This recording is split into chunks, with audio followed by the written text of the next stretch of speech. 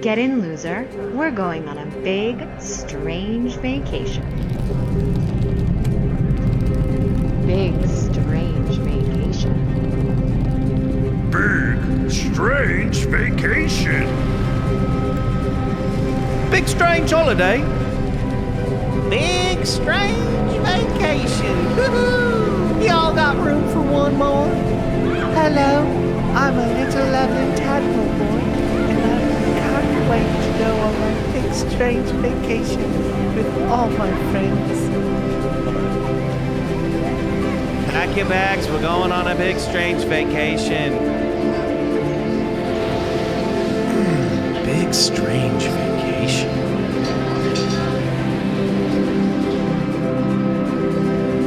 Welcome to Bigfoot Collectors Club, Big Strange Vacation. I mean, it is called Jaws. It's appropriate that we check our teeth before we start rolling. Hi, everybody. Welcome back to BCC's Big Strange Vacation all summer long. Here and over on BCC, the other side, we will be looking at the weirdest, spookiest, and most mysterious places around the world. And for this episode, coming into you hot, the week of Independence Day, we're doing something very different and very fun. Welcome to the Bigfoot Collectors Club Drive-In, everybody. That's right. Yeah. It's Summer nights at the Drive-In. That's right. It's a big, strange vacation tie-in that we're calling the BCC Summer Monster Movie Special. And I'm your host, Michael McMillan. With me always is the paranormal troubadour. Riley Bray. That was submitted by Alesh Mota over on BCC, the other side. Very nice. I don't know if I'm pronouncing your name right, but I hope that I am. What is like a little crown over an S? What sound does that make? Like a little, like the little cow horns, you know? Yeah. Like I don't know. We are says our guest. Let's bring her in. She's no stranger to the clubhouse. From What's Up Weirdo, please welcome back our dear friend, Jessica Knapik. Hi, Jessica. Hi. Hey. So excited to be here. Full disclosure, I want to tell everybody about how the very first, hopefully annual BCC Summer Monster Movie Special came along. We actually invited Jessica to join us on our most recent movie club episode. And then she said, I want to talk Jaws. And we said, well, we've already announced the movie. And she said, I want to talk Jaws. I want to talk about Jaws. Yeah. And I went, well, wait a minute. Jaws does take place on and around Amity Island, which is a famous movie location. So and that a vacation destination in the film. That's right. So it all kind of ties in. Plus, what is special about this summer and Jaws, Jessica? It's the 50th anniversary. Wow. That's right. That shark's dead, but it's 50 years old, I guess. Spoiler alert. Well, no, they have the real Jaws still in the Academy Museum right now. That's why I want to come out there and see it. I saw Bruce is there. Well, come on out. We'll all go together. I know I want to go. I think it's on display till early next year. And I was thinking I could get away in the winter and come to some warmth. And then maybe I'll come in like December. Oh my God. Yes, please. Yeah. Let's do it. Let's gotta go see that shark. And the studio tour, have you done that at the Universal Studios where they drive down in the water? I gotta see the Psycho House. I did go to the Universal Studios ride in Florida before they got rid of it. It was really cool. I haven't been since I was a kid, but that was always my favorite. It's there was the anymore, Jaws is it? part. Wait, what now? The Jaws part of the tour when they drive down, like you're at the water and then they like part the water and you drive. And you're in, and then the little mechanical. They used to have a whole experience at Universal Studios in Florida, but I don't think it's there anymore. I think they ripped it out. I think you're right. I'm doing a quick Googs. Nope. Kids don't care anymore. It's not. The Jaws ride at Universal Studios Florida is permanently closed. It closed on January 2nd, 2012. Yeah, real stupid. But we have it. We have it here. Yeah. And in fact, they're really pushing it. There's a billboard not too far from me that's like Universal Studios Mega Movie Summer, you know, and they have Jaws on there. So they're being very excited and proud that this shark movie is 50 years old. I mean, it is the mother of all blockbusters and horror slasher movies, don't you think, Jessica? Yeah. There's like weird people who are like, it's not a horror movie. I'm like, are you okay? Are you okay? It's about a giant killer shark, bro. Yeah. Would they say it's a thriller or what's the? I it's don't not a horror movie, know. what I is don't know it? what they want. Like, do you need a murderer? Do you need a machete? I don't know what you need. It's a monster movie. Like you said, like you called it. It's like a Frankenstein or Dracula or whatever. It's more of a horror movie than Die Hard is a Christmas movie. Right. In spirit. I think you might get some pushback on that too. I don't.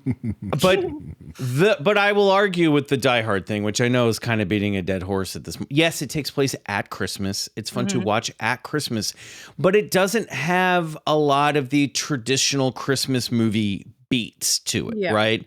Like McClane is not like learning the meaning of Christmas throughout that movie. This has all the horror beats. You know what I mean? Yeah. Like, and gore to boot. Like, you forget how gory and relentlessly gory this movie is. Mm-hmm. I know somebody DM'd me the other day. I forget what the topic was, but they were like, no, it was, there's so many Jaws toys coming out for the anniversary, and I really try my best not to bring more stuff into my house. And they were like, I understand why people want to show it to me though, just in case. So somebody sent me a little toy and I was like, that's sick, blah, blah, blah. And they're like, I'm just not trying to buy any toys right now. And they're like, maybe for your little nephew. And I'm like, he hasn't seen Jaws. He's literally 3. He can't watch somebody get their leg ripped off or their eyeball pop out. Yeah. But someday when he can. Are you going to get that Lego set though? Oh, no. The only thing that's piqued my interest lately is the San Diego Comic-Con exclusive.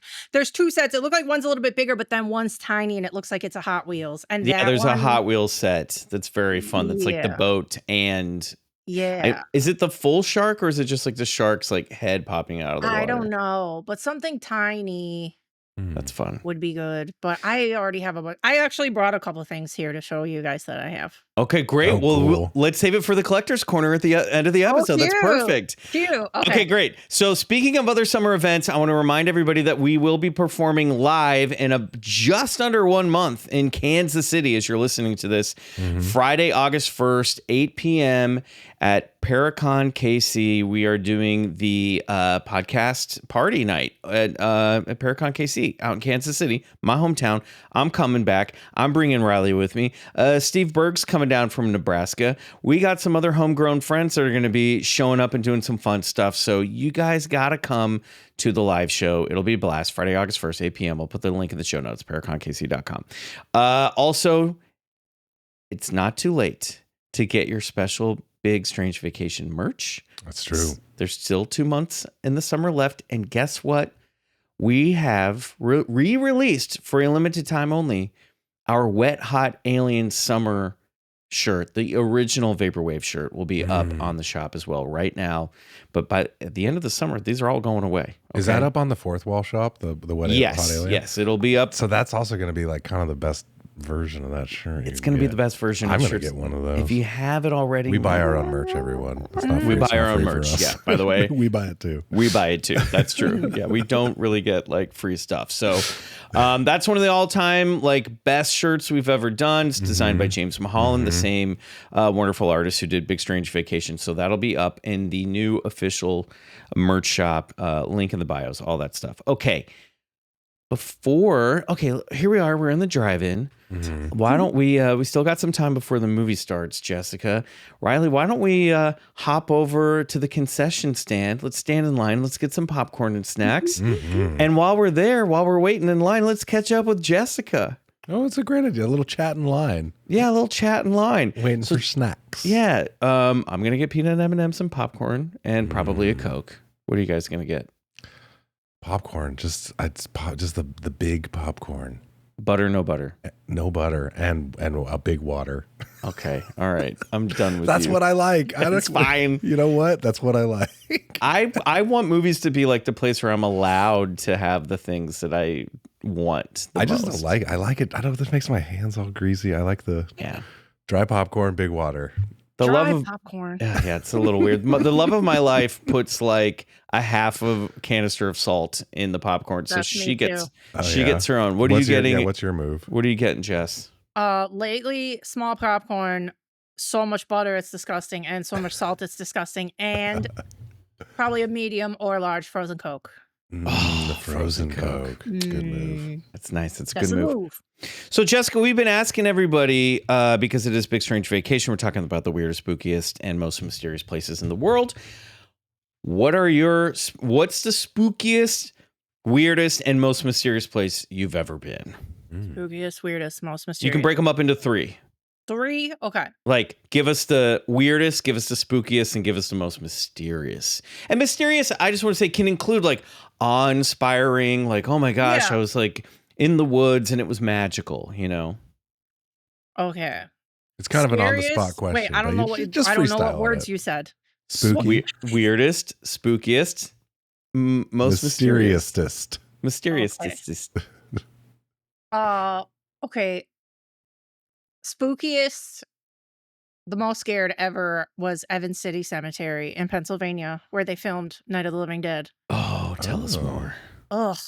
It's so fucking scary. It's in the middle of nowhere. It's really dark, and you get out of your car and your knees shake, and it's so scary. I don't know why it's so scary. I've been in a million cemeteries. I was literally in a cemetery today. I go there all the time. And Evans City Cemetery is so scary, and I could barely breathe, and my knees were shaking, and I was terrified. Wow. Is it the energy? Like, what sets it apart from the energy. cemeteries you visit on the daily? I don't know. Just has a vibe, and it's dark, and you're literally in the middle of nowhere. You can barely see it when you drive by it. It's like you see a wall of trees, and then there's you pass it on accident because it's fucking nothing. And then you go back, and there's a weird like dirt ramp that goes up behind the trees, and then you come around, and it opens up, and you're like, ooh, ooh, ooh. So That's the exact reaction. Is it you feel that kind Nausea-inducing? of oppressive weight Yes. kind of vibe when you Yes.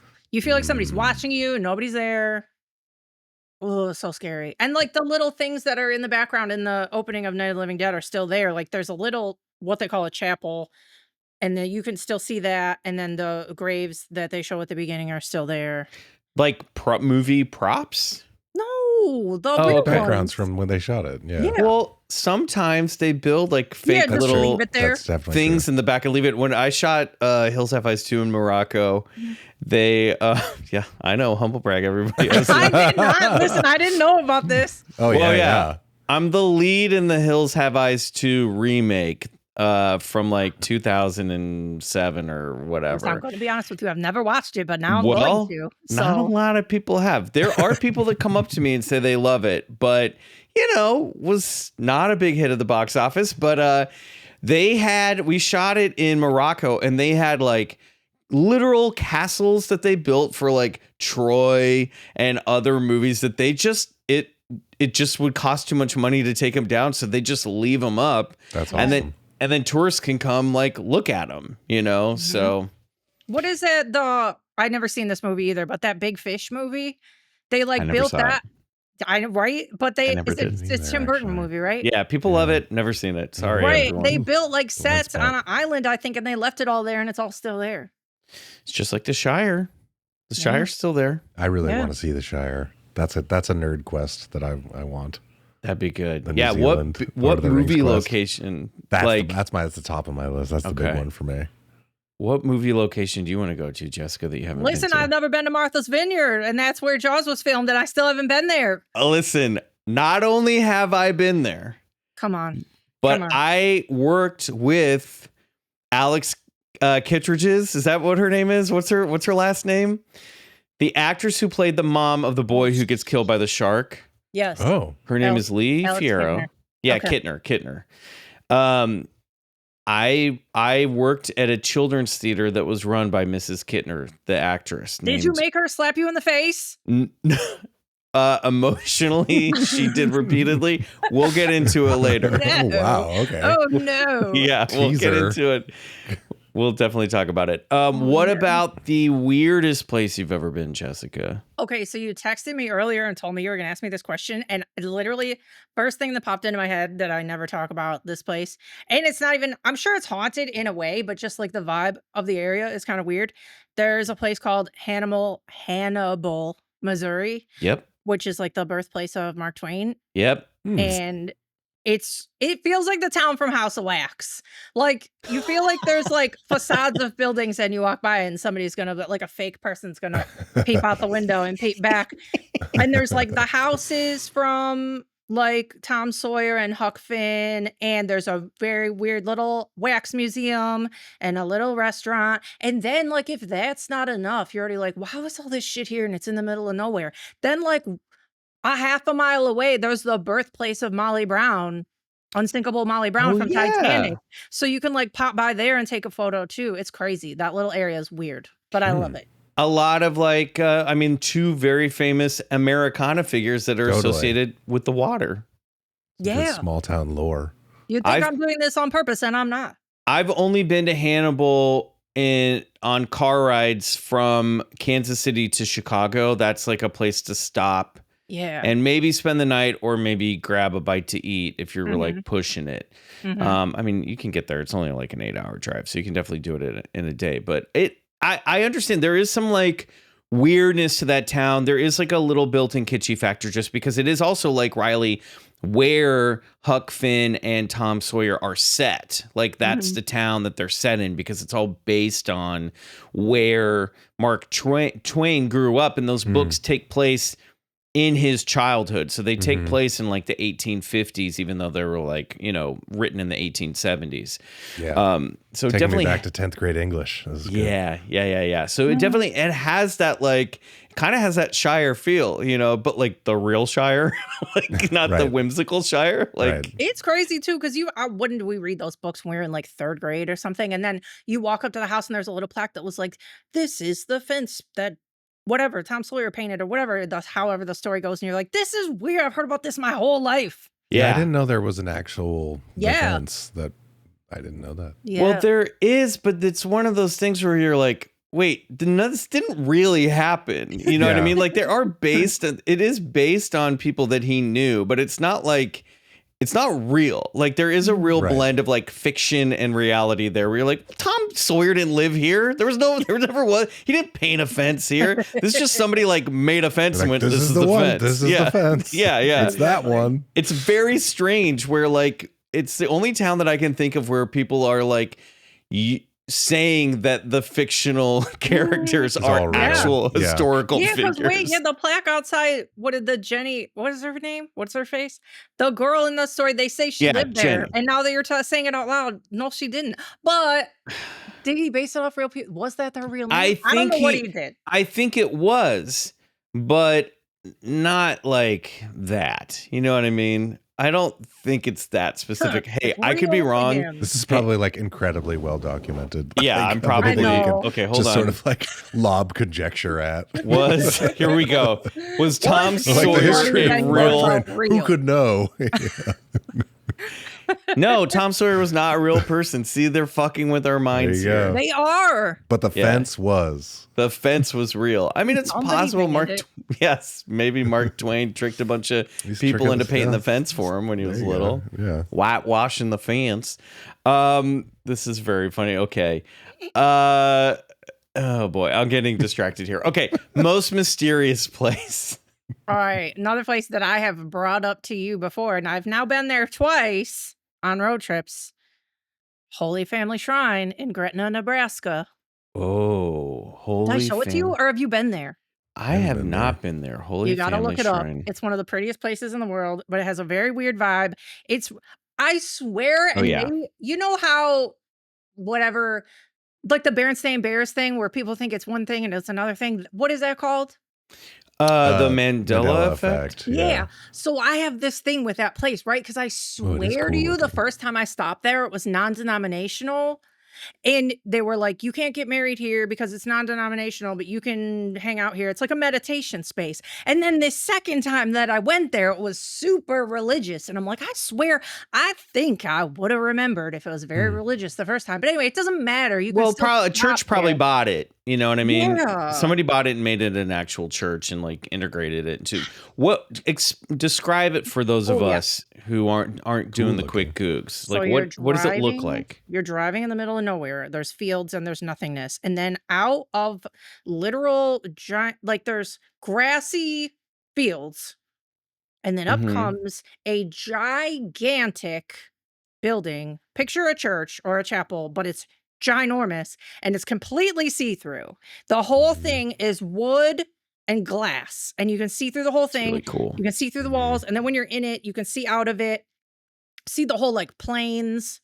The view is so pretty. And then the crazy part is, so there's a weird little like welcome center, and you didn't used to have to walk through that either. I don't know what they're doing there, but anyway, you walk through this thing, you walk up this path, and then you walk in the chapel, and there's a tiny water stream in the ground that you can see, and it goes under the church. And then on the side, whatever it is, chapel, then on the side of both rows of the chairs, the water flows like inside the building, and you can see it in the floor. Whoa. Rad.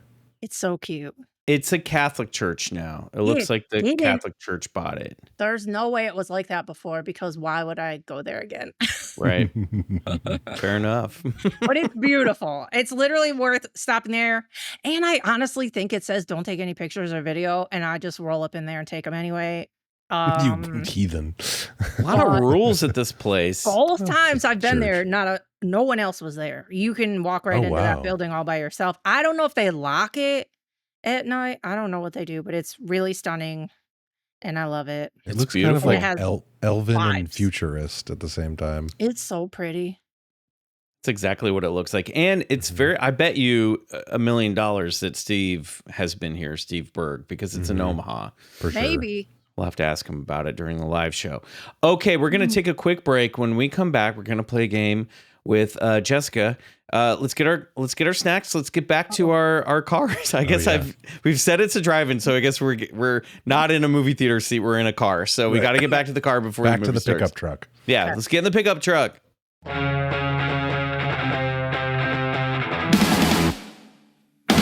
Okay, Jessica, here we are in the pickup truck, and we still got a few. We can't be in a pickup with 3 people. We or can are be we in the back? We're in the bed. Okay.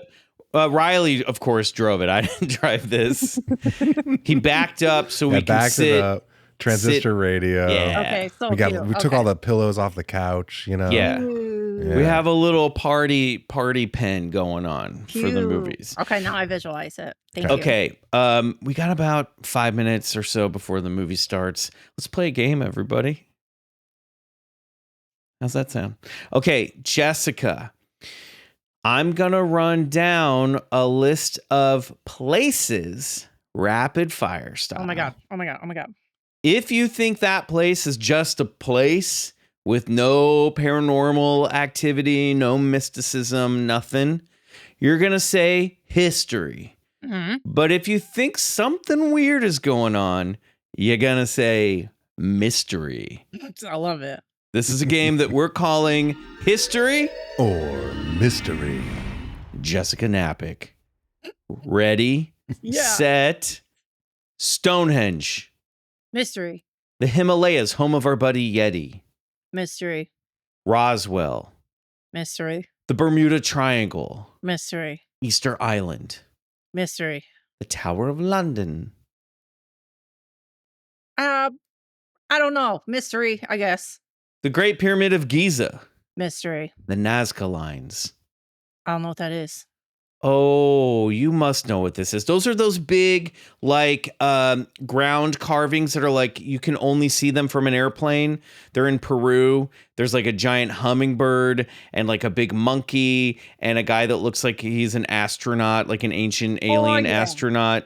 They're in Indiana Jones. They're very old. Right? They're very old. They were made in like 500 BC. So they're like over 2,000 years old. And a lot of people think that it's a runway for alien, the old alien spaceships and stuff.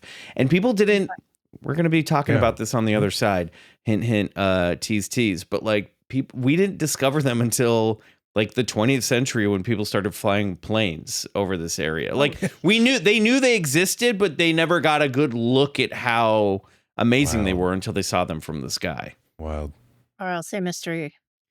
Loveland, Ohio, home of the Frogman. Mystery. Loch Ness. Mystery. Area 51. Mystery. The Island of Dead Dolls. Mystery. Uluru. That big rock out in the outback of Australia. Mystery. New Jersey's Pine Barrens.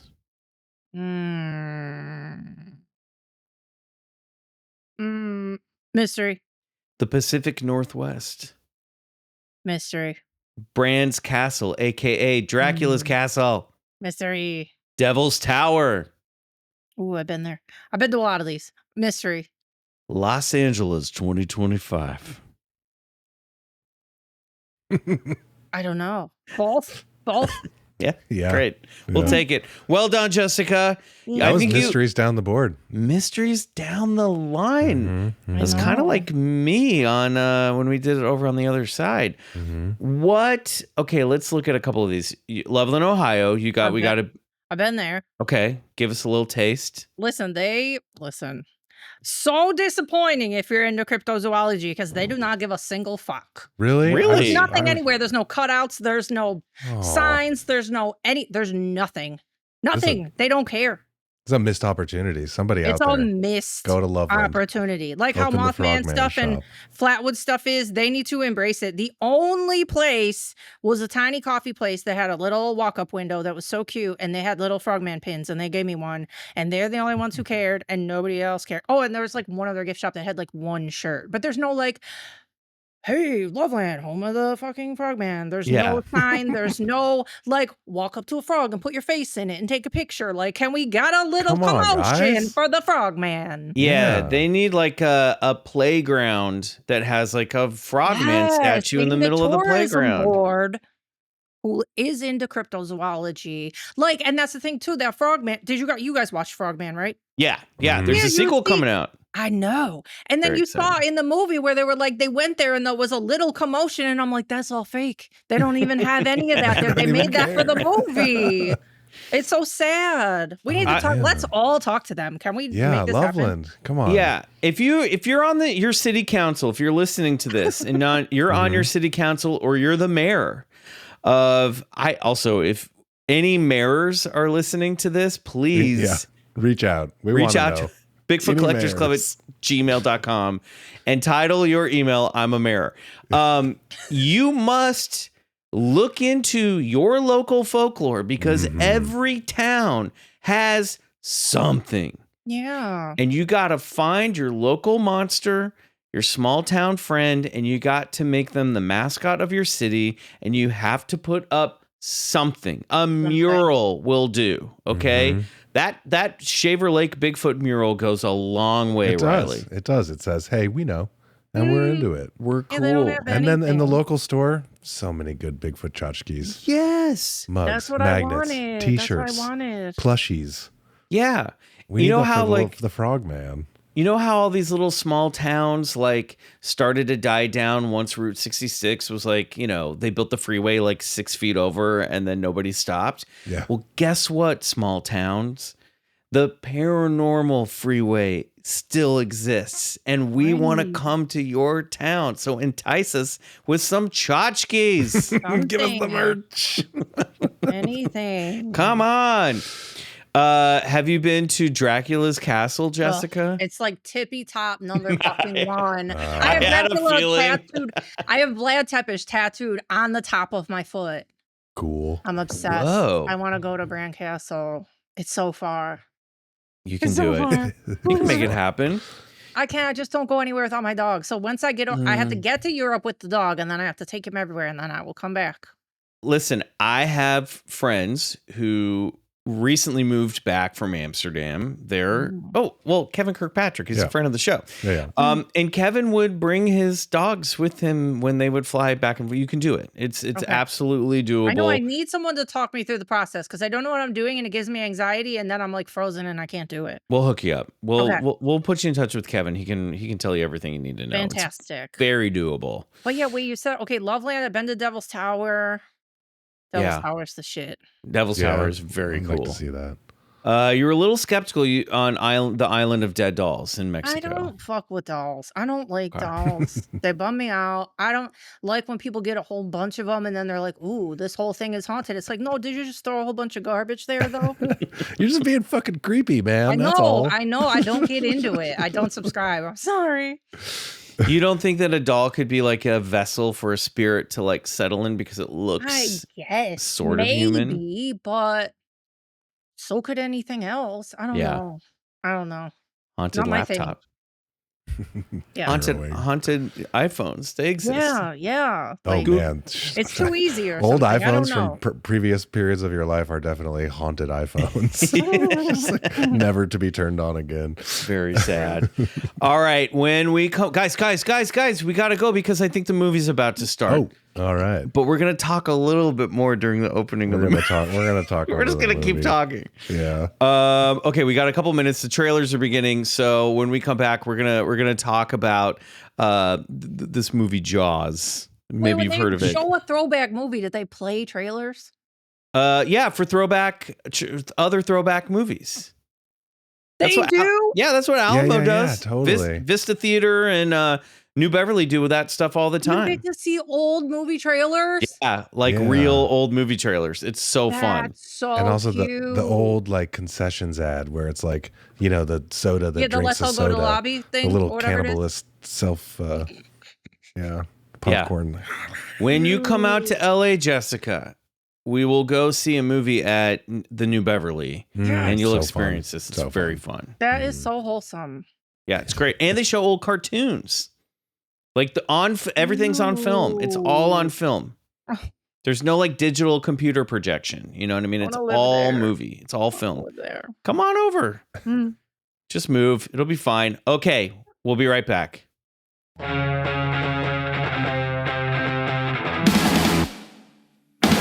All right, everybody. The feature presentation is about to begin.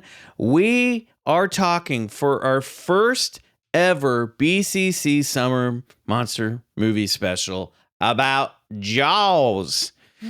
Jaws debuted on June 20th, 1975. So we're recording this in the week of its 50th anniversary debut. And you're listening to it the week after that. So this, like we said, marks the 50th anniversary. Jaws was the film that defined the summer blockbuster and catapulted one Steven Spielberg to stardom. The movie stars Roy Scheider, Richard Dreyfuss, Robert Shaw, Lorraine Gary, and Murray Hamilton as the mayor, and a mechanical shark named Bruce. Here's the elevator pitch I put together for Jaws. When a massive killer shark unleashes chaos on a beach community off Long Island, it's up to the local police chief, a marine biologist, and an old seafarer to hunt the beast down. And I was like, if you're pitching this movie in the 70s, what would you say it's what meets what? Like, you know how people are like, oh, it's E.T. Meets Aliens. You're also pitching it in the 70s. You can only use references that exist up until then. Yeah. What are you going to pitch this movie as? Really testing my knowledge of movie history here. I mean, I'm like, it's Psycho meets the ocean. Like, you know, like there's nothing else. That got me thinking like, what other shark movies came before this? It's Frankenstein meets Jacques Cousteau. Okay. I like Psycho meets Jacques Cousteau. Okay. I think that's Psycho good. Cousteau. Because Kiss Frankenstein's not trying to kill people. This guy's definitely like the shark has an agenda in this movie. The shark is relentless. We'll get into it, but isn't that the shark's nature? The shark's not evil. It's just a shark. I would argue this shark is evil. Yeah, he's Evil shark. Yeah, Mhm. he's not acting very normal. No, it's not a normal shark. Well, yeah. And it's definitely. And he's supposed to be like weirdly huge. Yeah. Big shark. Big shark. Very big shark. This is a monster shark, and I think it's a monster shark that fucks with people. This is like for fun.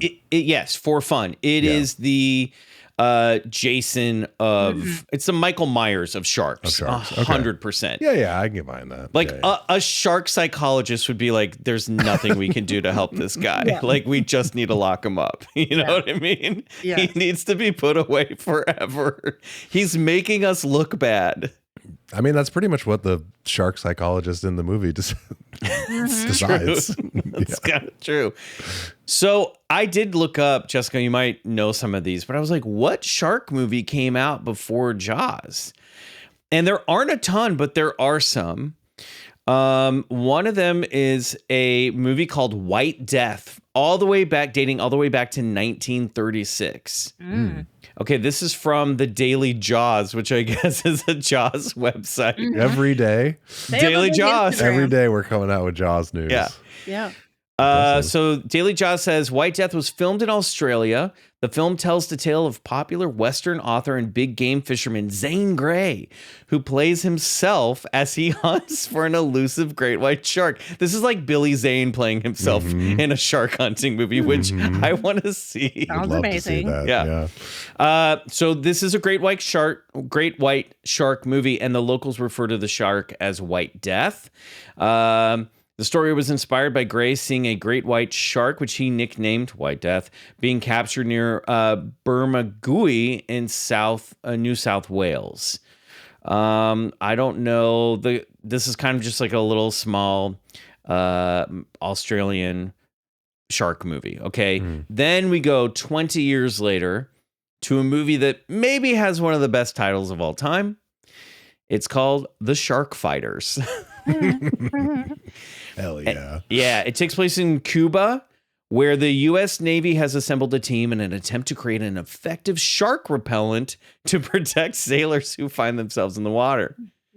I like a shark repellent spray. It's very Batman 1960s. Hi, Toad. Toad's here, everybody. Toad had to pop in. Oh, buddy. How's it going, Toad? He's doing the head cock. We love you, buddy. What's going on? Do you know you're on the internet? Why I'm so scared? It says that The Shark Fighters was set in 1943, so it was not inspired by the tragedy of the USS Indianapolis, which is referred to in Jaws.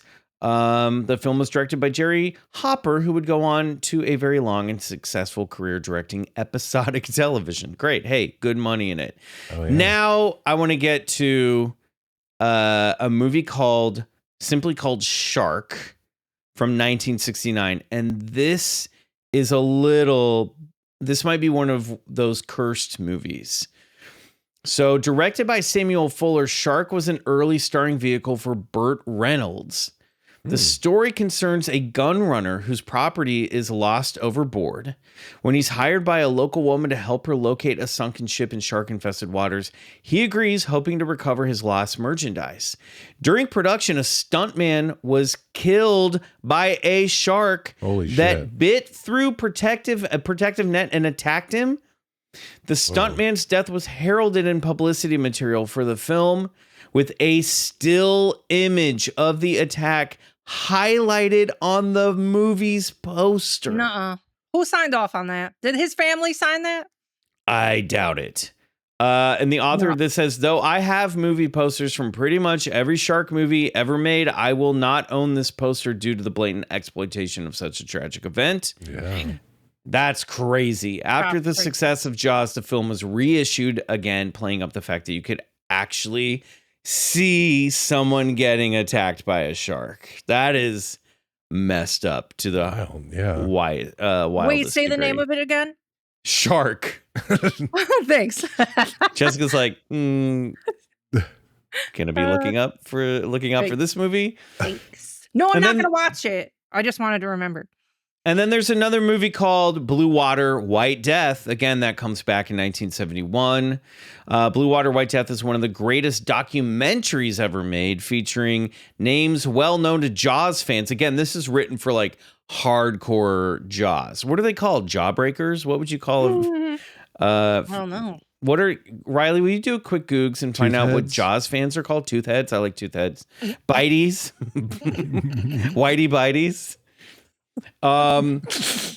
It's just a documentary. So Ron and Valerie Taylor who filmed the documentary stuff in that movie filmed the live shark footage used in Jaws. So there's a direct connection to Jaws. Some people call them fanatics. Jaws. Okay, I should have thought of that one. Fanatics. Okay. Mhm. Yeah, are you a fanatic, Jessica? Oh yeah. Oh yeah. I have 2 different Jaws tattoos. Whoa. Whoa. 2. Yeah. Tell us about them, please. I have the whole ship and the guys and the orca and water on my upper arm, and then Cool. down one of my rib cage sides, it's both verses of the "Show Me the Way to Go Home" song lyrics. Really? Down my ribs. That's Yeah. very fun. Yeah. You should have listened, Jessica. If you're really devoted, you should get tattoos that look like scars. All the scars that Robert Shaw and Richard Dreyfuss have. Oh yeah. You know what I mean? And then you listen, when you first started telling me that, I thought you meant those little like pokes that they give Jaws, like the little hole. yeah. I'm like, no, I don't want a poke hole.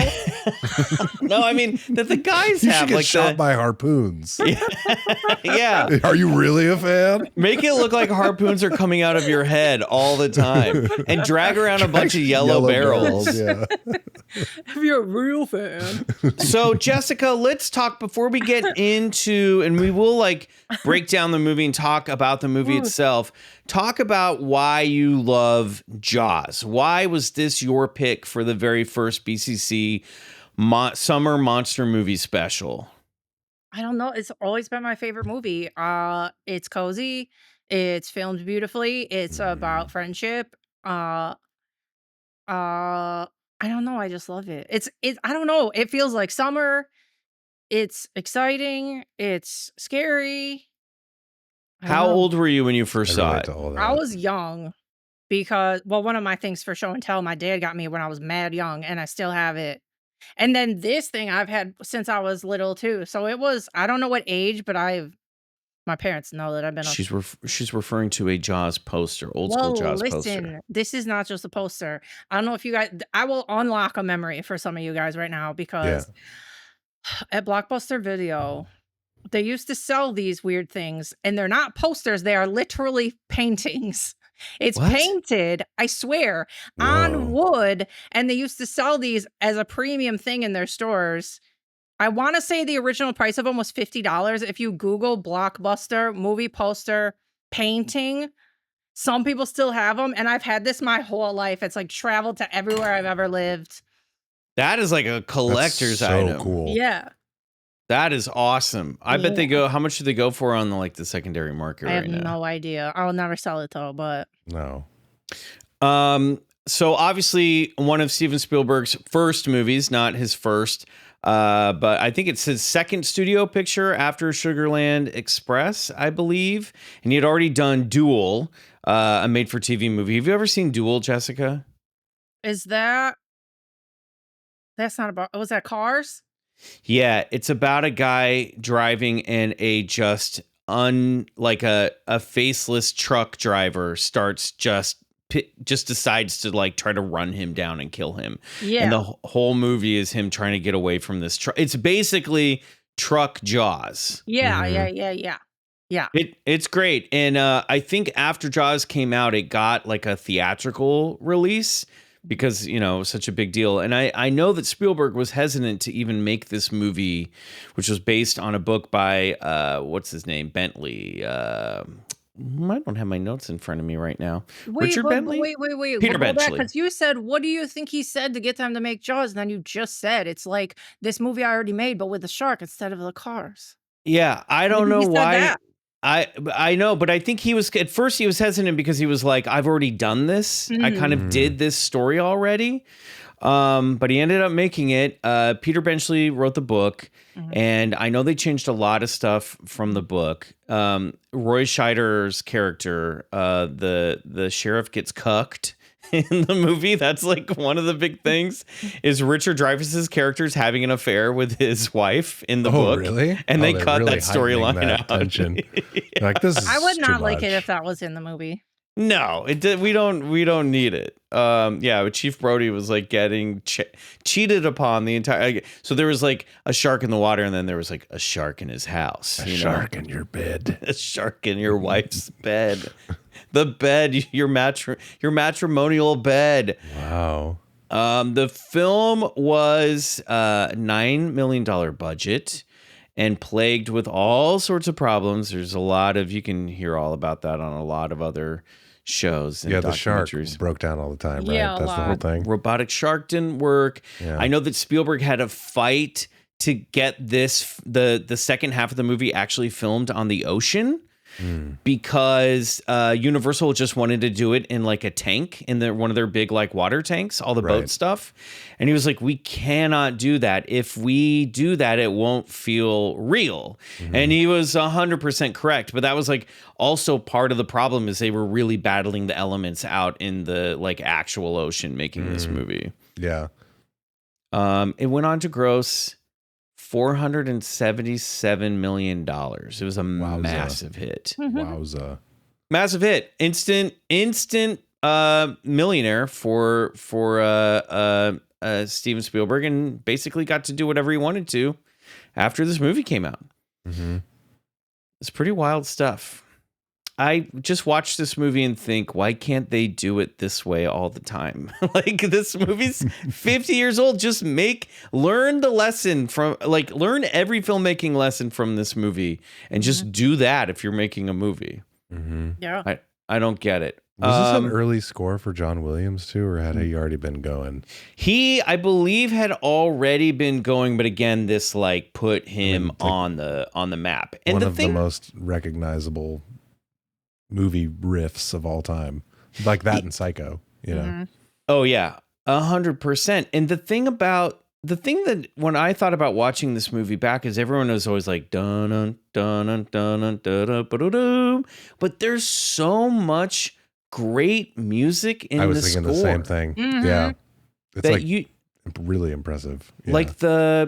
Like the real, like all the stuff out on the ocean feels like very like seafaring and jaunty and like adventure is calling. Like there's some really beautiful themes that I feel like these all need to be up there with some of the other like great works of John Williams and it's just not. I don't get it. The piece that plays when all the summer tourists come to town was when I started thinking about that. I was like, man, there's some good score in this. I know. Was that a classical music thing, or did he write that? I don't know. I got to see him conduct before. They did this thing here. Oh gosh, it was probably 12 years ago. And they had a thing here where John Williams conducted the Detroit Symphony Orchestra, and Steven Spielberg was there too. No way. And John Williams would play songs from his movies, and then in the middle of all the songs, Spielberg would come out and riff about the movies. It was like the most insane thing ever. Wow. Where was this? At the Detroit Symphony Orchestra, or like Detroit Opera House. And they were both there, and it was nuts. It was like out of body experience, because you don't realize how many movies they like. Close Encounters, Indiana Jones, like every Star Wars, every movie that you've ever, and then they would talk about them all. And then a separate time, not that long ago, the DSO did, which a lot of cities do, but where they play Jaws, but they take the sound out of the background and the orchestra does the entire movie from start to finish. And they fucking listen. I've seen Jaws probably 2,000 fucking times. They did not miss a beat. They did not miss a single note. It was like, and you know, like how you were just saying, like there's magical little parts, and like even like when they show, I think it's when the leg falls and they're like, and it makes that like, and then they would make all those noises. And I'm like, this is fucking crazy. That's incredible. I know. This is a movie that very much like the music, is telling the story and plays it's like Peter and the Wolf, where like instruments play characters in this movie. I feel. Good call. Yeah, like the barrel noises, like the barrel song. The barrel song's great. And the victorious music at the end, the lighthearted theme that I was like, I gotta keep humming it so I can hum it on the show, and then I've forgotten it. But that's great. Yeah, he did tons of TV, which I didn't want to say that before quoting that. He did a lot of television. He did the Poseidon Adventure. And he had done some other stuff, but like Jaws was really, I think he won an Academy Award for Jaws. He should have if he didn't. Yeah. This movie, I think, lost to, this movie was nominated for Best Picture and lost to, what movie did Jaws lose to? everyone, just get excited. One Flew Over the Cuckoo's That's right. I knew it was like a real tough. drama. That's a good movie, It was but a really good movie. Jaws is better. Jaws is a better movie. Way better. It's got legs. You know what I mean? It's got Here fins. It's got fins. All right. Why don't we do this? Let's play. We do this over on Movie Club. Let's play the trailer for the movie. And then when we come back, we're going to get into it. We're going to talk about our feelings about Jaws and things that we like in the movie. Here we go, everybody. The movie's starting. We come to this place for high strangeness. That incredible feeling when the lights go dim and the bullshit becomes believable. In this place, Bigfoot doesn't just leave tracks. He walks among us. And aliens don't just linger on the edge of reality. They sit next to us. Encounters feel alive. And cryptids feel perfect and powerful. Because in Bigfoot Movie Club, they are.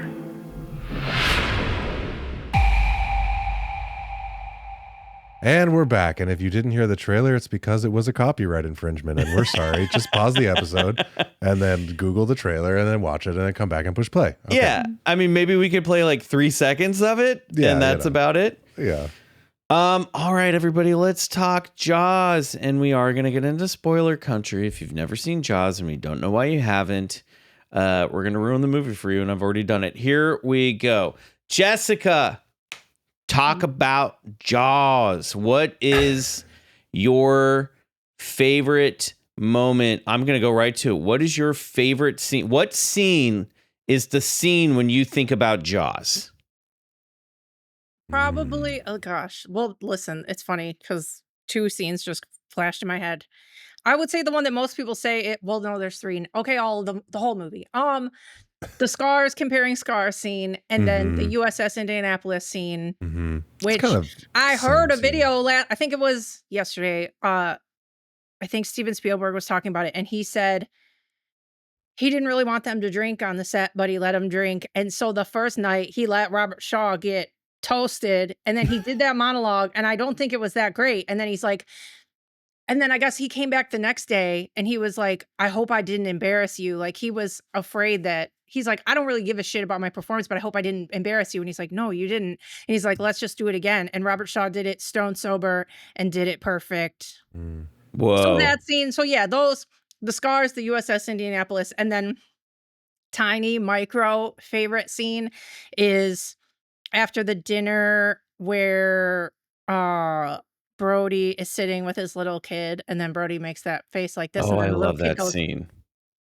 That's my Yeah. favorite thing in the whole world, that little face. That is such a brilliant moment. It comes right on the heels of Alex Kittner's mother slapping him in the face. And it's such a great scene because he's sitting there. They do such a great job of really making, I mean, none of these characters have a ton of exposition. You know what I mean? This is what's so brilliant. So much of this movie is telling the story just through casting alone. Like, for example, Alex Kittner's mother. Like, such a brilliant choice. Because you could say, well, anyone could play this kid's mom. The thing that's so great about Lee Fierro in this movie is that she looks old enough that she's an old mom, like an older mom.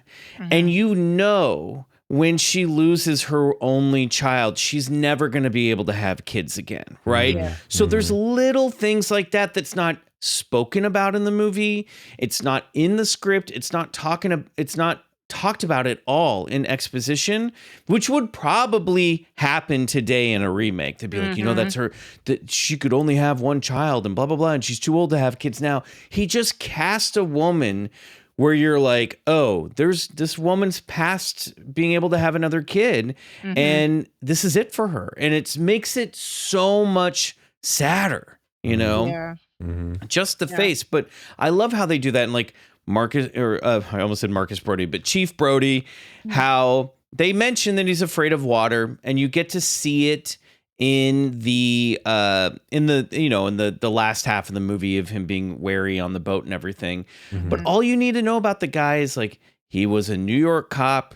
he felt like he couldn't help anybody and really make a difference. So he came to the small town to relax, and now the worst thing is happening. But they just do moments like you're talking about, just a little mirroring moment with the kid that just humanizes and makes these character specific people in a way that I feel like very few movies do to this day, or can't do without really overriding the script and beating the audience over the head with it.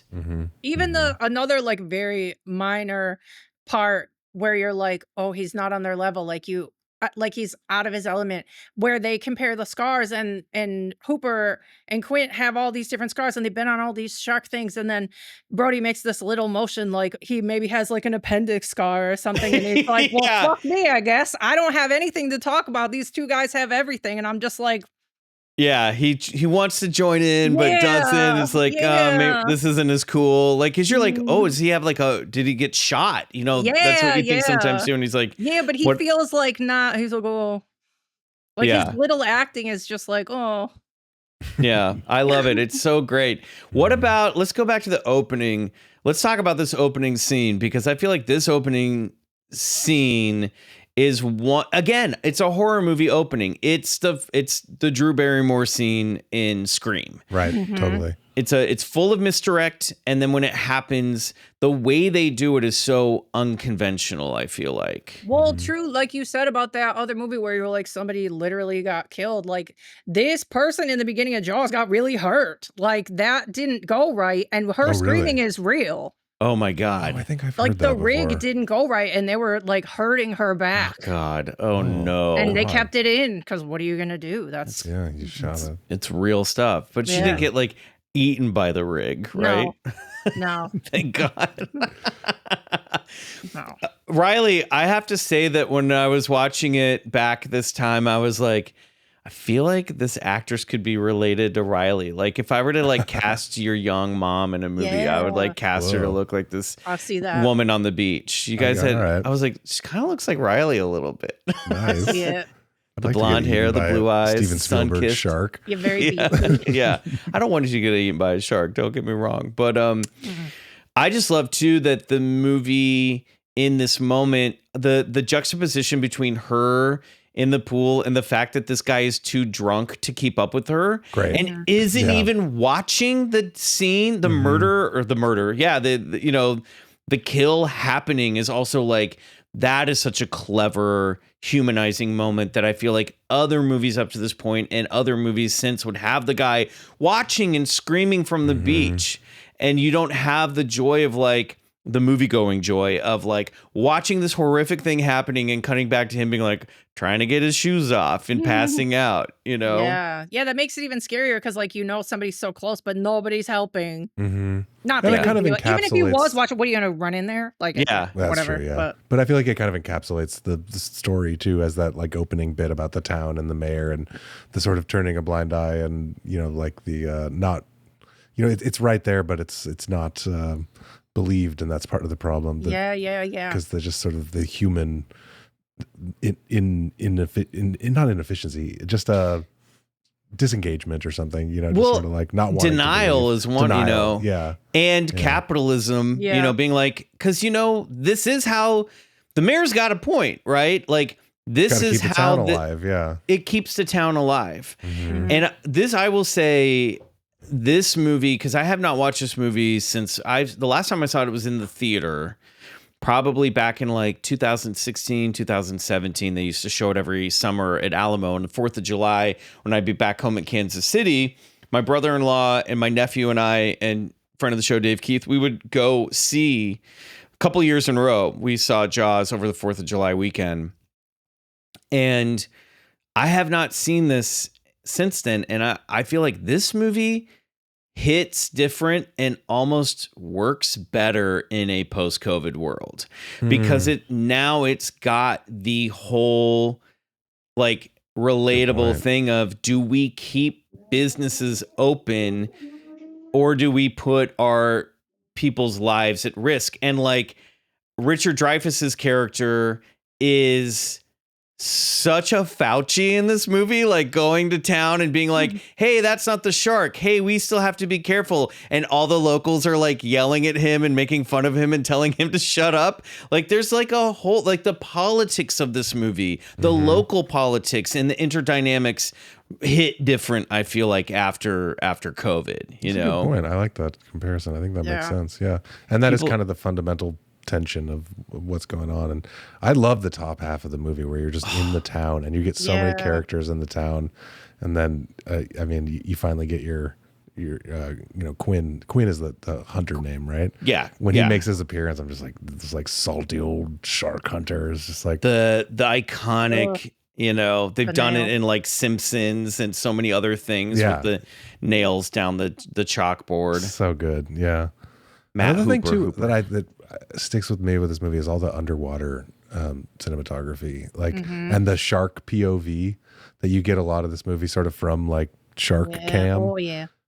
That heightens the terror, I think, so much. And was like, I'm trying to think if there were like mini movies that kind of had that level of underwater filmmaking before this, or if that was kind of like a new look for people to kind of see, like sort of see through the eyes of the shark, where it's just like this relentless uncaring killer, like under the water. Just, I don't know. Really, that's what, when I close my eyes and think about what I just watched, that sticks with me a lot. All the sort of the legs underwater and yeah. Ugh, you would like feel it. Yeah, it's so smart for him to get people on who had filmed actual like marine documentaries before, because it does, there is like a real cinema verite feel about this movie in moments, like in the Quinn scene when everyone's getting settled and he's just composing these really beautiful shots of people sitting down and talking,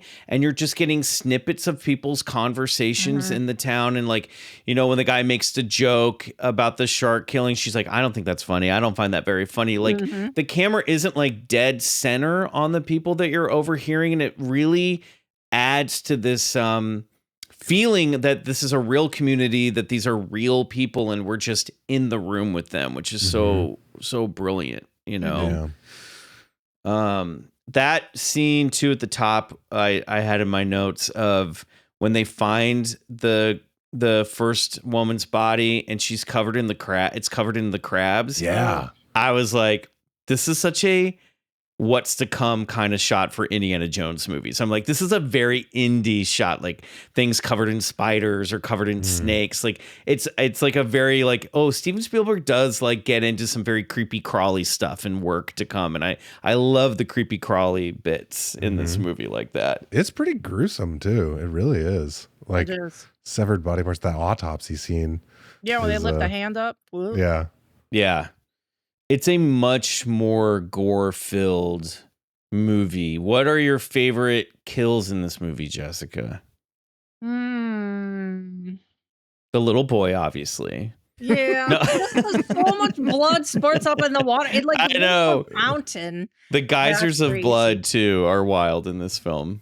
One of my weirdest tiny facts is the guy who is in the little boat and he's like, hey guys, what are you doing over there? Hey guys, that guy who gets his leg bitten off and then it floats down real slow. Yeah, he doesn't have a name in the credits. They could have given him a name, but his name is just Estuary Victim.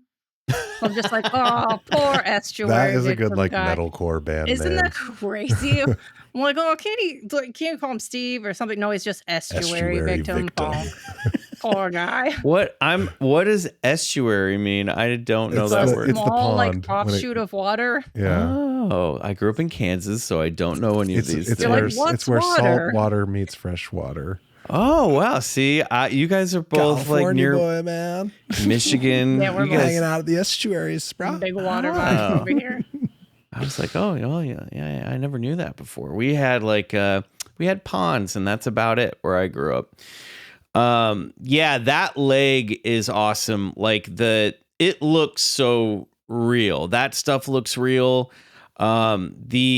The floating head in the underwater scene where he goes down to look at the boat and finds the shark, and Hooper finds the shark tooth. Yeah. Like that jump scare is fantastic. Like it works every time. I think that's Ben Gardner. I think that head is in the well, no, that might be in the museum on Martha's Vineyard. I don't know if I think it is. Like Is the there real head. There's a Jaws museum on Martha's Martha. Vineyard. Well, I don't know if it's always there, They but said it I the saw one it time. during this anniversary stuff because Richard Dreyfuss was there the other day, and I saw some, and they set up, where Hooper's complaining or telling the mayor, like, you have to do something about this, and there's that big painted billboard behind him. So that they have a big version of that billboard set up, and they have like a little museum, and I saw the little head in there. I don't know if it's always there or if they're just doing it for the anniversary. I do love the idea that there is a severed head on display at all times in Martha's Vineyard.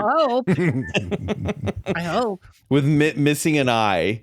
Right? It should be. You seem to know like a lot of these fun hidden facts about the movie. What else, like, what are the other things that you love about the like culture around this movie?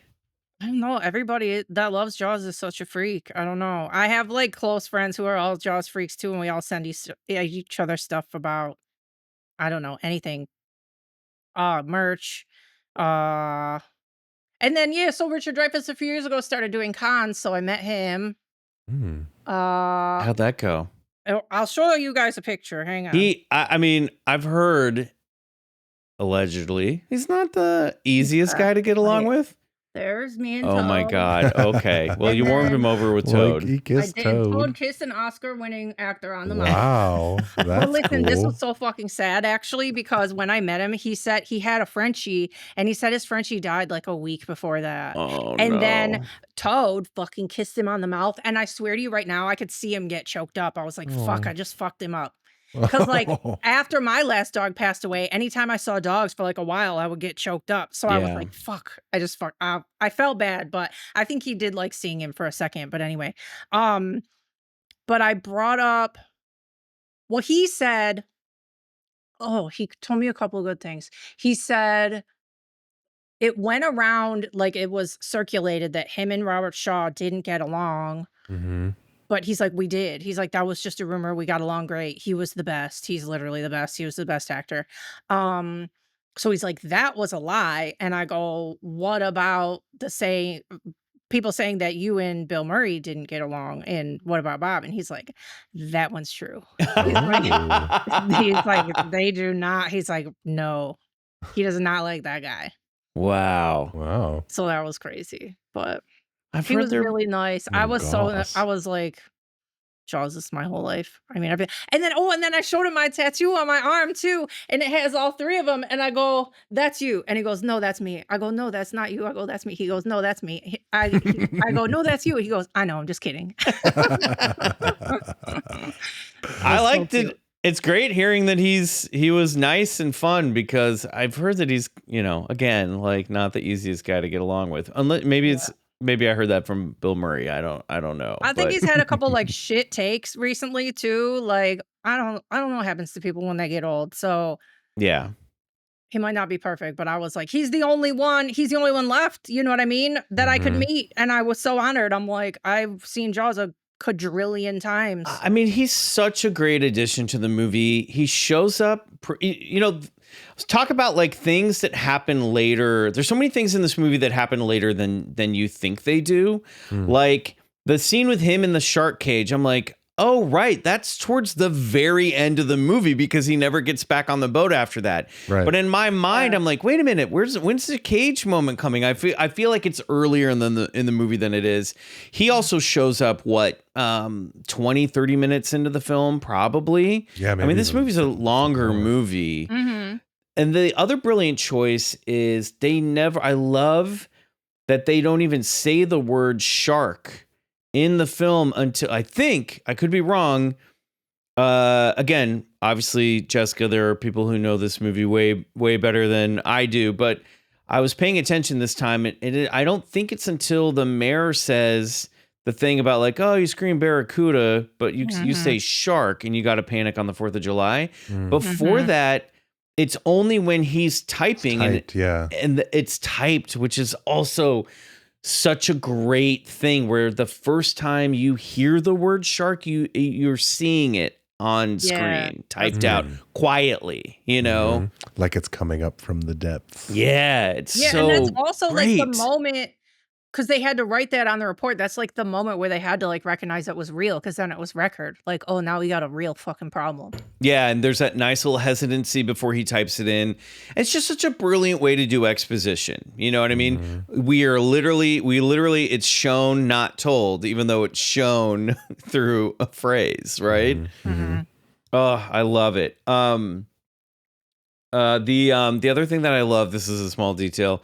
I love all the like textbook art and the old photographs that they show in the books and all the research that he's doing. And I feel like the movie, especially when they're out on the ocean, especially when they're in the boat with the like yellow barrels, like it feels like you're looking at an old like marine textbook. You know what I mean? The photography even feels like it is when you're looking at those old like Time Life ocean books from the 70s. I was really struck by throughout the color and just like it puts you in that time so well, like especially when you're in the town.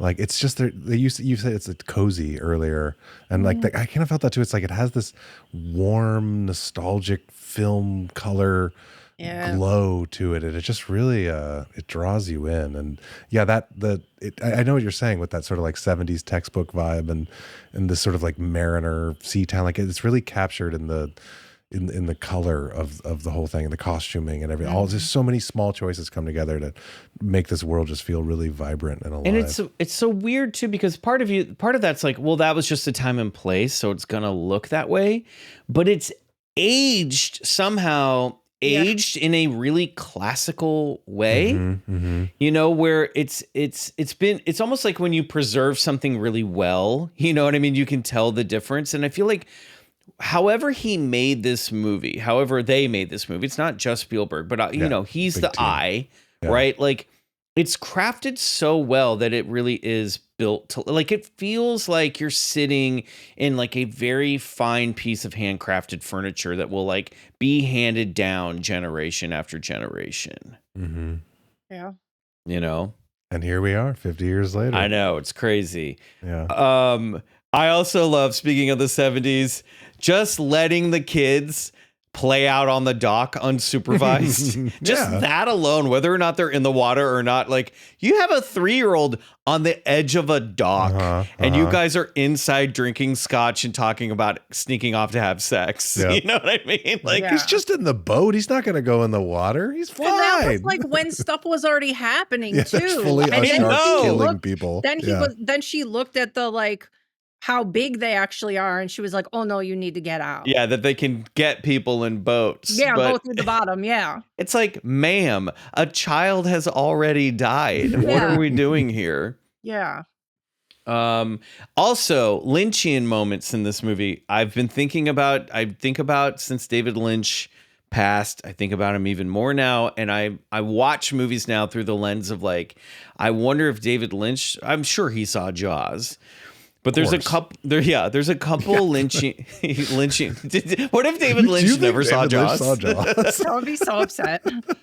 I guess what I meant, like, whether or not it influenced him as a filmmaker. Yeah, of course. And it hit me that the opening scene is basically the Laura Palmer scene, down to the deputy who cannot keep his shit together and has an emotional like repulsion to what he's looking at, right? Yeah. And it's a small town. There's been a death that's changed everything. There's a killer in town killing people. So it's got that. An out-of-town cop is showing, you know, who's new, who doesn't know the locals, who will never be accepted as a local, but wants to be, much like Cooper in Twin Peaks. Like, there's all of the, like, that's there. And then for sure, the shot of the old man in the swimming cap coming out of the water during that montage is like very Lynchian. And then when he comes over to talk to Brody, I was like, oh, this is like that old butler in the hotel. Even that exchange is Lynchian too. And he's just like, you never get in the water, do you? Like, it's just really kind of non sequitur. Like, Yeah, it's great. I love, that's probably one of my favorite scenes when I think of Jaws. I always go to the scene of him on the beach watching everybody and the wipe the wipe cuts when people are passing in front of the camera and it jumps closer to him, or you're, that the way he builds tension in that scene by showing. There's also that great thing that's all throughout the movie. Like after the woman is killed, you go to Brody's house and the first thing you see is his wife. And you're like, oh no. So she could be a victim, right? And then they show their dog and you're like, oh no, the dog could be a victim. And then the boys run into the kitchen. You're like, oh no, the boys could be a victim. Like he does such a great job of like giving you the audience a sense of value of life in this movie that I think other horror movies don't really do very well. Like the losses feel like real losses, wherein sometimes in other like slasher movies, someone dies and the characters are like, we got to move on. There's like no time to really grieve in the moment. And I feel like you really feel the losses of everyone that the shark takes in this movie. And that scene where he's keeping his eye out on the beach and you see the large lady get in the water and there's another dog with the stick. And then you're like, oh no, he does that wonderful thing where he teases you, where you're like, which one of these is gonna be the victim, right? It's so cool. It's such great, and it's all done in just visual storytelling. Oh, aside from David Lynch, too, another thing we haven't touched on is Kevin Smith is like obsessed with Jaws and sneaks Jaws references into like almost all of his movies. Mallrats, like the main characters are named T.S. Quint and Brody. Oh, yeah. And then in Chasing Amy, they have a scene at a bar, and if it's literally the scar scene from Jaws. Yeah. They're all the topic, what they're saying is it's all structured the same. And then the booth is the same. The overhead hanging light is the same. Like he staged that scene in his movie. And they're all talking about like so cool. I didn't know that. Yeah. They're talking about their past relationship. Yeah. Like their scars. Exactly. It's the same. It's the same scene. And that's why I don't get like when people don't watch older movies, because at this point this is considered an older movie, and it's like, how do you watch Family Guy? How do you watch You're missing anything the references. new? Like, yes, don't you know any references in anything because you don't take in old cinema? And speaking of references, that scene you were discussing, Michael, that ends with the vertigo shot. Yes, with the Hitchcock big dolly zoom. It's so good. Yeah. Like, because you've built so much tension in that scene, and then that final reaction is, oh man, it's great. It's that great. sense of like being out in the open, but also being claustrophobic, where like, because he's constantly trying to look over the shoulder of everyone that's coming to talk to him about like benign little, like this guy's parking in my parking. Yeah, parking issues and all that stuff. And so when literally as that's happening, he's directing actors to walk in front of the lens, so our view is also being obstructed, and we're being disoriented because once somebody passes, we're looking at something different. So you get the same feeling that Brody gets sitting there trying to keep his eye on the shark or on the water.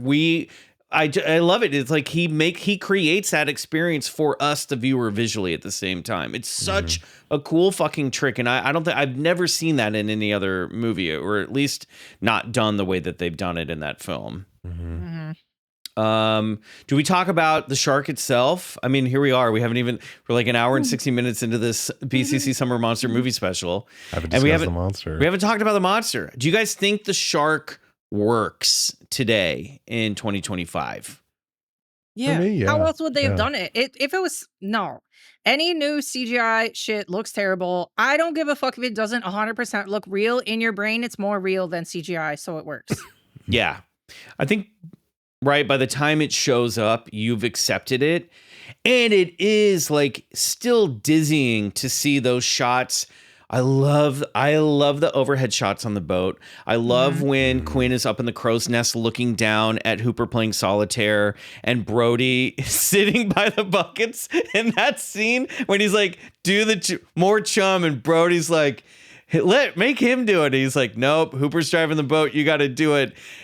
Like Schneider's acting in that scene is so great, where he's like, just like, it looks like a little kid. It's like clearly grossed out by the fish heads. You can already see where the blood from the chum has been spread on the back of the boat.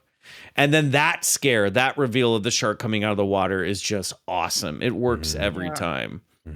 The part 2 where they like used a tiny cage on purpose and then showed like the shark thrashing on top of the cage so it looked gigantic. Mm-hmm. So good.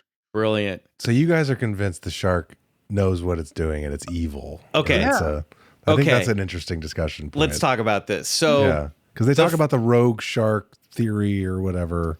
It's discussed in the movie when our shark psychologist is talking to our police officer, right? That scene kind of before they go out. Aren't they talking about rogue shark theory or something? Yeah, like that? I think, right? Yes.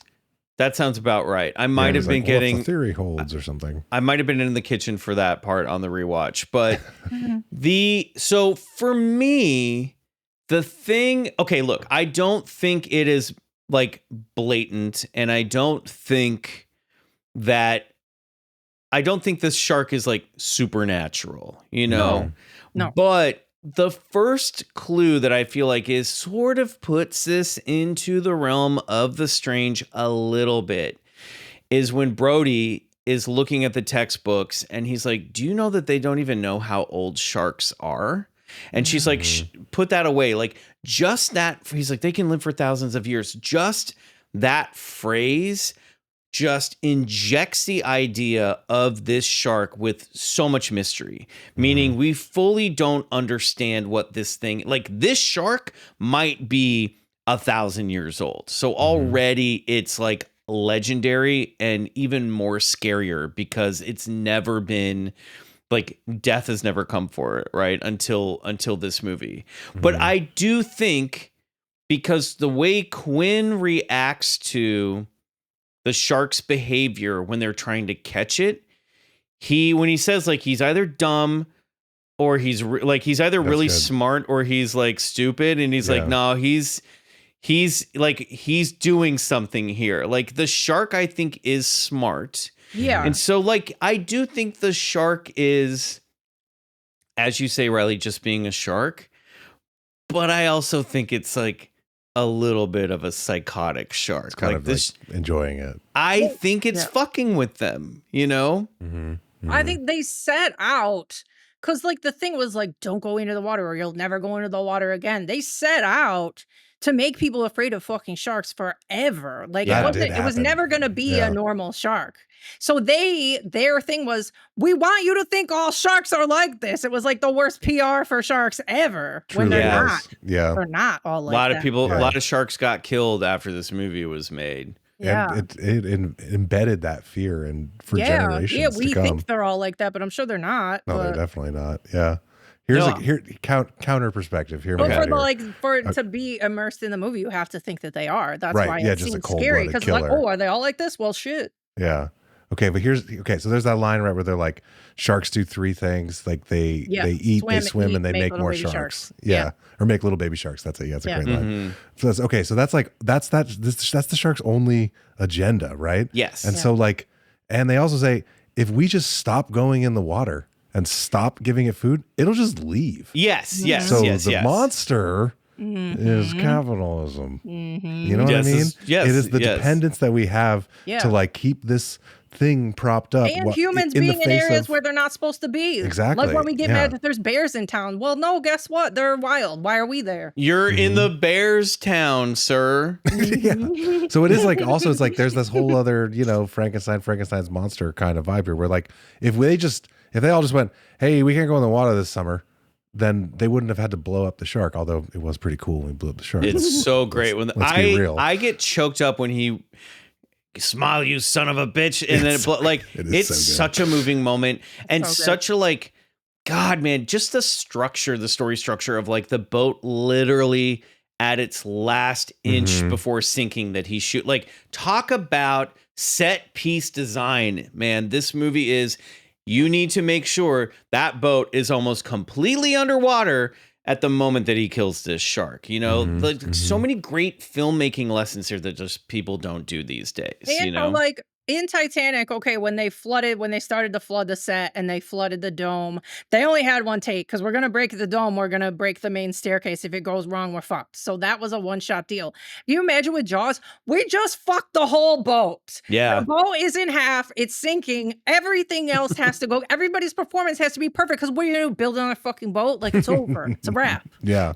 I love that also takes place so close to shore. I always forget that too, that they're not like fully out in the middle of nowhere, that they're like close to the shallows when that happens, which is also kind of creepier, having like be just within land's reach. But yeah, okay, Riley, I get what you're saying and I agree. I just think that this shark knows how to fuck with people in a way that other sharks don't. You know what I mean? Yeah, no, for sure. I mean, it's like, I agree. I think it's like a layer within the movie, you know, and then also how, like, to me, like the heart of the movie is that scene, Jessica, that you were talking about when they're in the boat and he's talking about the war story and all the sailors being eaten by the shark, and like that's like true horror nightmare. And that happened, right? That's real.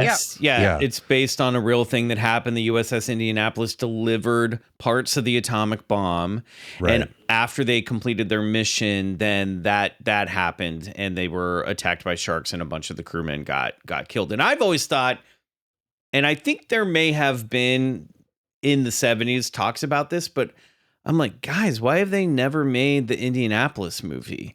Like, why has no one made the Quinn origin story movie? That just seems to be like such a great, like, Jaws, because there are sequels to this movie. They're terrible. Also, in the sequels, Riley, the shark is a menace to society. The shark is literally a spawn of Jaws in this movie, and is deliberately hunting down Brody's family to kill them. Jaws the Revenge. For revenge? Yeah, oh for God, revenge. I've never seen the sequels. That's so funny. What is that, Jaws 2, or is that Jaws the Revenge? Jaws 2 is like his son, and then Jaws 3 is the one in the 3D. tube. That's the one where like they're in the aquarium. Yeah. Ooh, there is like elements of the sharks being like, we're coming specifically for the Brodies. We know. We know you killed our father. That's awesome. They're terrible. You know what I mean? They're not done by none of the original cast except for, well, the mayor comes back for Jaws 2, and Lorraine Gary's in it, but the three guys aren't back. Spielberg's not back. It's just like it becomes this cash grab franchise after that, which is really wild to think about, you know, because Spielberg has done a lot of sequels to his franchise. You know, he did the first 4 Indiana Jones movies. He did he did Jurassic Park 2, you know, so he has done sequels to his own stuff before that have been franchises, but not with Jaws. You know, can I tell you guys another crazy thing that popped in my head while we were talking? I have another very weird Jaws story. Okay, so my life is very weird, and I've got to hang out with Axl Rose twice in like in like a room with like nobody else there, just me. So he saw my tattoo the first time I hung out with him. He's like, "Oh my God, I love Jaws. I saw it when I was a little kid." And he said, "I went to the theater and I saw it and I was so fucking scared." And he goes, "And then I got home and we had a garage and my dad sent me out to the garage to get something." And he's like, "I was so scared that the shark was going to be out there." He's like, "I don't know what I thought, like there was going to be a land shark out there." I was like, "Oh my God. Axl Rose just told me about a land shark in his garage." That's awesome. This is the best thing you ever heard. That is how deep it embedded into people's minds. Yes, everybody loves Jaws. Or like, I remember being as a kid, like kids talking about being afraid of a shark in a pool, even like as an irrational fear. Just that sense of something. Oh, I knocked a glass. Yeah, sense like of your something legs coming up hanging underneath out. you. Yeah. The vulnerability that like something could come from below and come get you is so terrifying. Yeah. I've heard lore that there's screenings of Jaws on a lake. Water.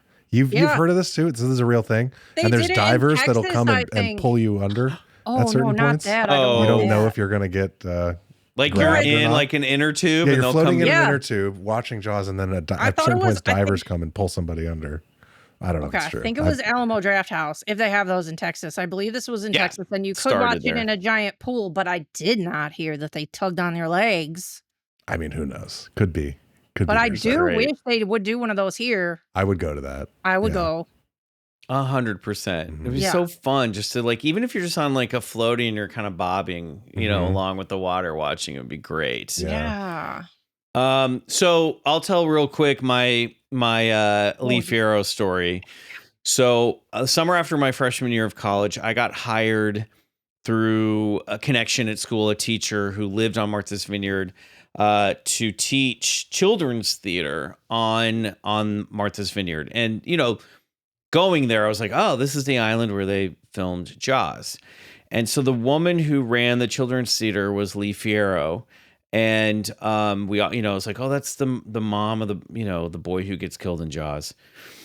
And she was, you know, very nice lady, very cherished by the community. You know, was really like, and I say this with love, like really holding on to that glory, that Jaws glory, as I'm sure like a lot of people who were in that town at that time, growing up in that age, were. Mm-hmm. But the thing that made me,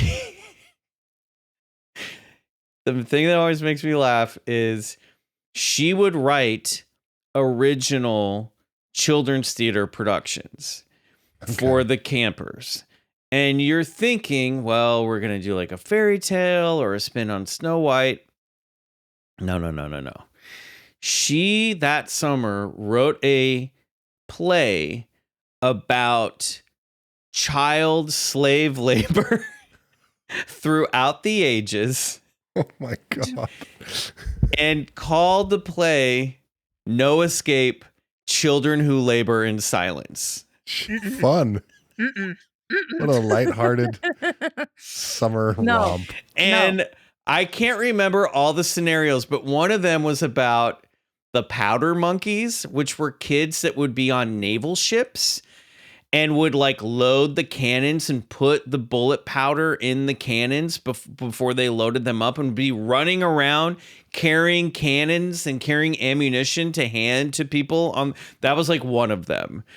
And when we performed this play for the parents, there was a huge storm, right? And we did this in like a hall, like, you know, like a gathering hall, like a meeting hall out in the woods near a lake on Martha's Vineyard. And there was no like theater. It was all kind of like done, you know, we set up chairs and they're doing it like on the floor for the parents. And the backstage was just a patio, a deck out back where kids could, it was like you could come in from the, you know, left and right wing. There were just doors that led out to a patio. So all the backstage activity is happening on this deck during a fucking thunderstorm. So the kids are running around in the powder monkey scene, and they're running in, and we were like, Lee, we have a storm. We cannot continue. Yeah. We have to like postpone or cancel tonight and just do it tomorrow. She's like, we're going on. The show must go on.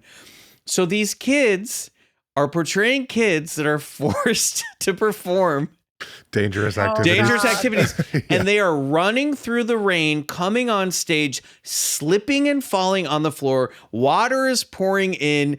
All these kids are slipping and sliding all over the place, and the parents are finally like, stop, we have to stop the production. They stopped the show? No. The parents? Yes, because it was too dangerous for the kids.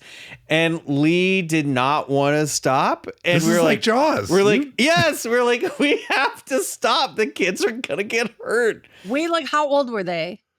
They were like elementary school kids. It was wild. This is That's a crazy nuts. She's story. like, this is my big moment. Yeah. My opus. No Escape, Children Who Labor in Silence. What a title. I'll just Wow. throw on allegedly here. I don't want to do any character assassination. She was a very nice lady. She, you know, obviously Sure. very It's much so loved the funny. kids, loved the community. But you were just like, okay, we do have to like, let's take this down. Let's make this a little more fun, right? I feel like this is a story that does not exist on the internet, and no one could ever know this story. This is a new story to the earth. Oh yeah, I gotta No go one to a knows Jaws this. convention. I'll tell this story. I wonder if she's still with us. I don't know. She could. That's what I was still- thinking while you were talking, but do you think she was older than Richard Dreyfuss? And then Richard Dreyfuss is the only one left, pretty much. Well, Lee Fierro. Oh yeah, she passed in 2020. Oh, that's really sad. That is sad. I wonder. The guy, the people that were at the 50th anniversary this weekend were Richard Dreyfuss and then the guy who plays the little deputy guy at the beginning with the signs, where he's like, "Go get the paint and the signs," or whatever. Like that guy was there too. He still looks good. He looks the same. So she was born in 1929. So this is what, 75 when they're filming this? 74. So somebody do the horse math for me on that one. 30, 43, 4, 44. So she's in her 40s.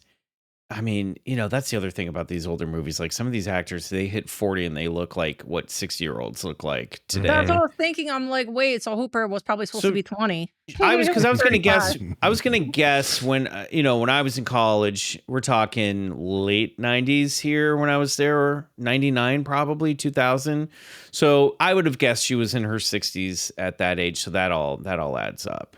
So she lived a good long life. 1929. I mean, damn, dude. She lived to be like in her 90s, close to.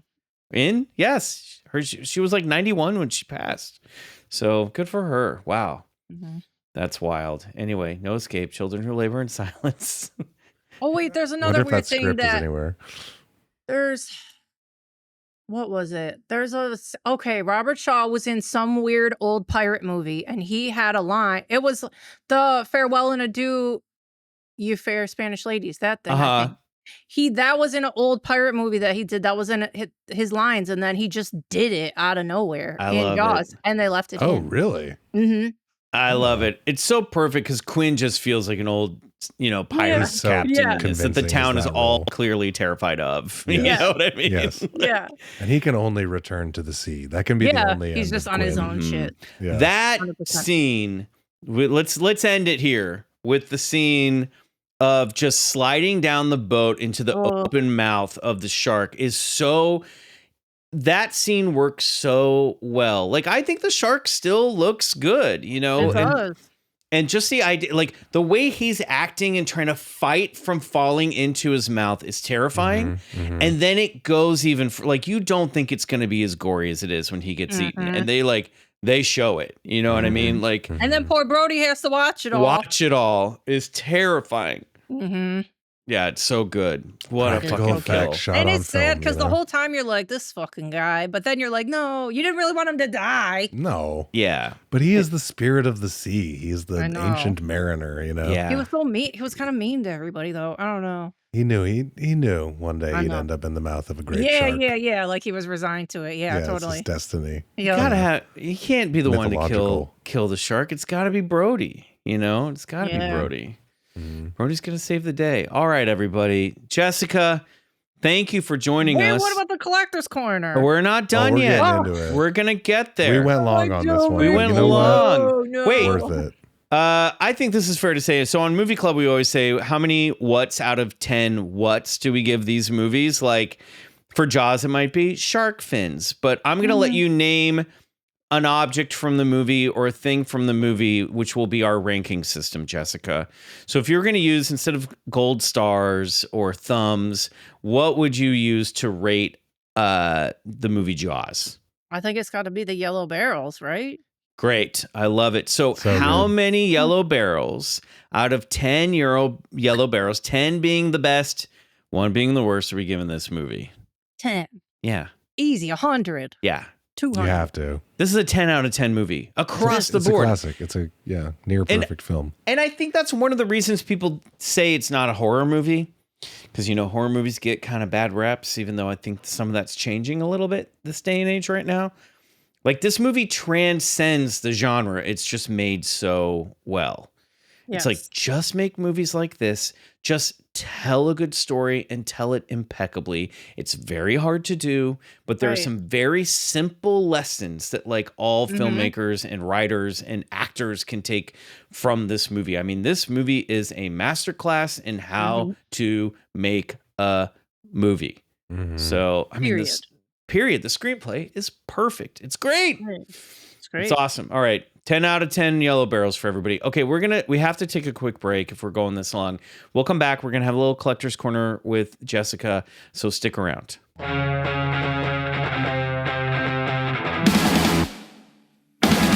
Okay, everybody, it is time for Collector's Corner. Jessica, you've brought in some stuff for Jaws Show and Tell today for this special. What do you got? Okay. Well, I wore this. Hang on. I wore this shirt. Okay. With Jaws on it. That's It's not fun. vintage or anything, but it's cute. And then Cool. this other shirt. This is what we spoke at a paranormal convention this past weekend, and this is the shirt that I wore on stage. Ready? Yes. Riley, you want to What read a it? great line. It says, "Here's to swimming with bow-legged women." I'm like, people that don't know, and it's like people were like, "Did you have that made?" I'm like, "No, it's an official." Official Jaws merch. Oh, But That's I a can't great find another shirt. one. But yeah, I love that. That is a good one. I have this little keychain of the barrels. That's great. You can't go under with 3 Cute. barrels. I like stuff that's like you have to know. You have to Yeah. know. Like that Yeah. shirt. You have to know. Yeah. Mhm. Yeah. I have this very cute thing. My friend Kyle got me. Oh, it's like a Oh. stained glass Stained glass. Jaws from That the rules. poster. Isn't Oh, that that's so gorgeous, cute? actually. I A little know. ornament. That sits on my kitchen windowsill. I love that. That's great. And then lastly, like I said, like my dad got me this when I was so tiny. He used to go, dads used to go to like baseball card Mhm. conventions or whatever the fuck they were. Swap meets. I don't know. Mhm. So anyway, there was like books. Why are there you so too. angry at dads right now? Listen, Jessica? I don't know. dads. What the fuck, Dad? We're just trying to have a fun Saturday I don't afternoon. know why. I don't know why.